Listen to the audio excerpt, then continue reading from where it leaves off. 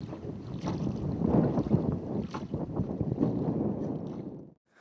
I'm Michael Gorman, Oregon State University.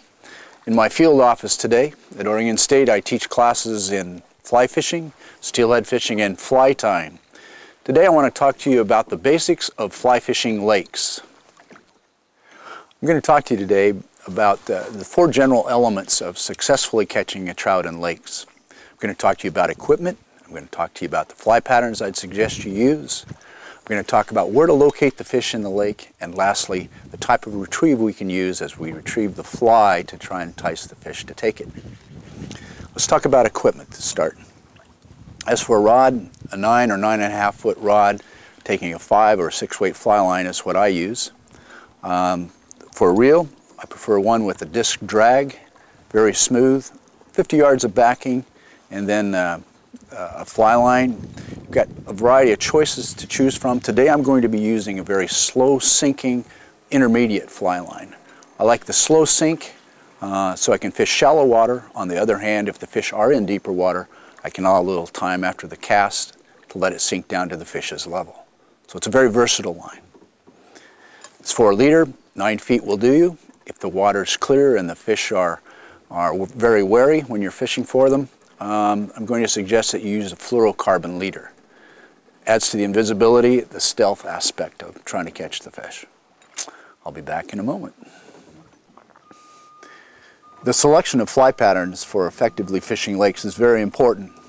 When I'm fishing a lake for the first time, 2 flies that I fall back on as very dependable as I experiment with the pattern and the retrieve are the woolly bugger and the prince nymph. Today I'm going to be fishing both of them at the same time. It's useful to give the fish a choice, and it will often reveal a lot as to what their preference might be. Today I've selected an olive woolly bugger in a size 8 and a size 12 prince nymph. And shortly I'll show you how I have those set up on my leader. So we'll be back in a moment. Now I want to show you how I have these flies set up on my leader. Down here on the point, I've got my little size 12 prince. That's attached to a 4X tippet.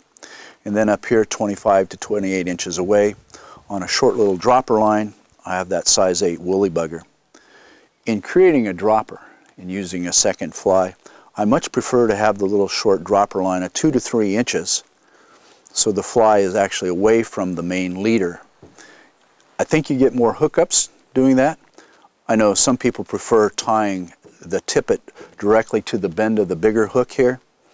The problem I have with that is when a fish comes up to take the fly, because the line is attached directly to the bend, it may actually nose the line as it approaches the fly to startle the fish or actually push the fly away as the fish is trying to grab it.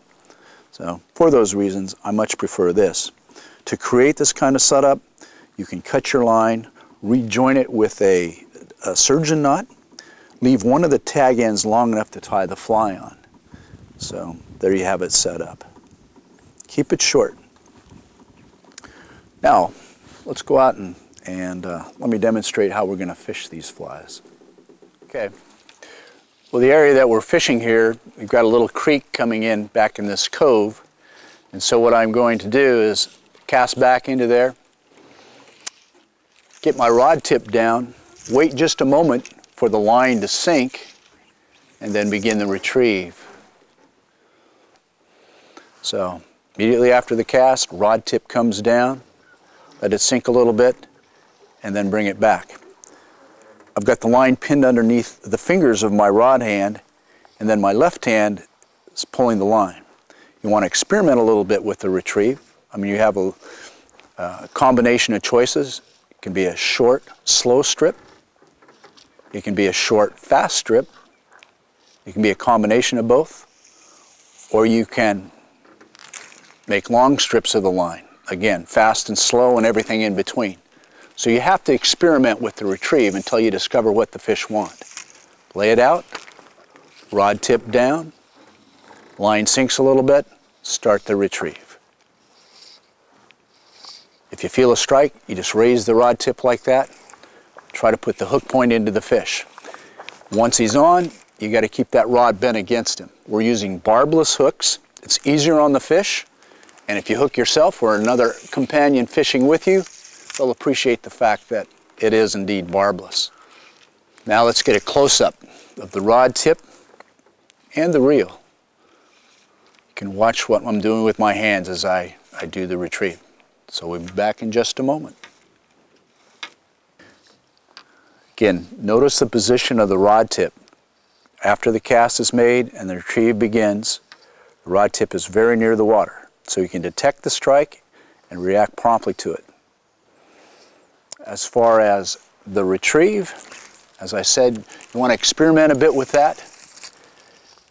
When in doubt, slower is usually better, so these fish don't have to work hard to get your fly into their mouth. So I pinned the line underneath a finger or two on my rod hand. So mixed up until you find the right combination. Nothing much is happening here, so we're going to go out into the open lake and we're going to fish a transition zone out there.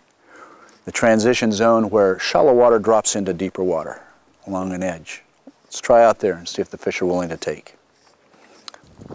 Well, we've positioned ourselves so we're in a transition zone here that I mentioned earlier. Maybe you're able to see how we've got shallow water that slopes down into deeper water. Often the fish will move along that transition area, foraging for food. They stay out of the shallow water. They're too easily exposed to birds and predators that might eat them. But on the other hand, you've got vegetation down there where the sunlight can penetrate, so you've got food, insects and crustaceans that they can locate and eat as they move along the edge of this shallow water zone. So I'm going to make the cast, and after I do, I'm going to wait, in this case for a count of 10, let that line sink, my rod tip right down at the water before I begin my retrieve. Let that go down.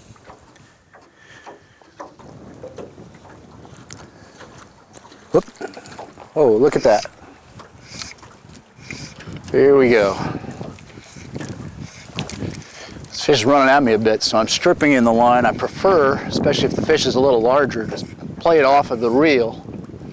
I'm keeping that pinched underneath my hand,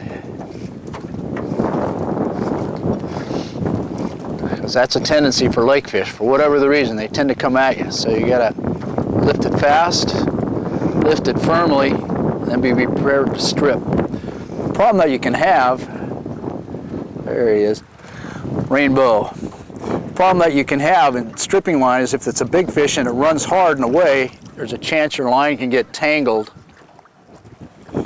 It took the leech, it took the woolly bugger.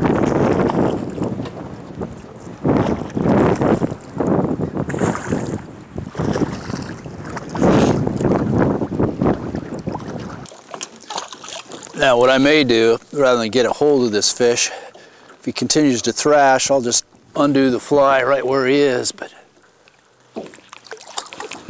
it's always nice to get him up for the camera. And actually his diameter is large enough, it's not easy to grab, but there he is with the... So, keep your fly in the water, experiment with the retrieves. Good things can happen. So for now, this is Michael Gorman. Hope you found this helpful. I'd like to talk to you in future videotapes. For more fly fishing information, go to my website, www.gormanflyfishing.com, and subscribe to the videos here. Thanks a lot.